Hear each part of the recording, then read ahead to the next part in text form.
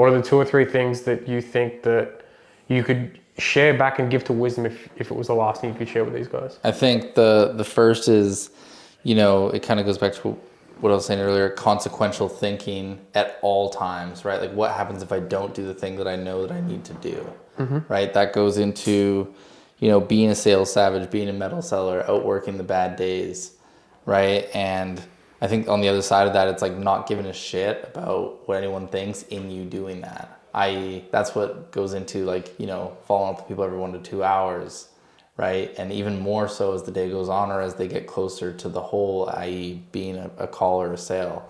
Not really caring about what other people may think, but just doing the things that you know you need to do regardless of. So I think that's the first thing. I think the second thing that we didn't really touch on a ton today was like really up-leveling the people around you, right? And we were talking about this on the other podcast with Ferris earlier. I think we touched on it, a conversation that we had in Vancouver, right? But it's knowing, who do you actually want to have in your inner circle? Who's the acquaintances and who's the people that, are probably holding you back more than they're propelling you forward. It doesn't mean there needs to be any bad blood, but it means you want to keep the people in your inner circle, people that are really going to level you up in skills, right? Whether that's bringing in mentors, whether that's team, making sure it's the right people to give you the skills and the systems that you actually need moving forward. Perspective. Fucking things that are going to be arguably motivating, right? Like, I think that's a good way to put it too, right? Because like, I think that we can go so far by ourselves, but we can go a shitload further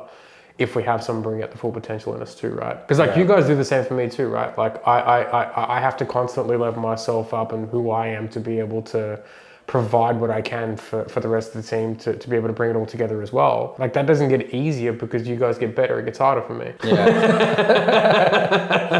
Right. And like, I love, the thing that you took me through in Vancouver where you've got like I might be butchering this, but you've got like the kingdom, which is like the inner circle. Yeah. Right. You've got the inner circle outside of that, and then you've got the acquaintance. And the interesting thing is that's not just for all areas of life. In one area of life, someone might be in the acquaintance section, but in another area of your life, they might be right inside the kingdom, right? Based on the relationship, the context, their perspectives and how they align with yours in that particular area of life. So I think there's a lot that goes into that, right? And that was an interesting conversation too, right? It's just like discerning who and it's essentially about healthy boundaries. 100%. Right, knowing who should have insight and input to your life, and who you should keep at arm's length, even if it's just emotionally, right? Because not everyone should have power over you, right? Not everyone should have power over you. Realistically, only you should have power over you, and you get to choose whose perspective you take.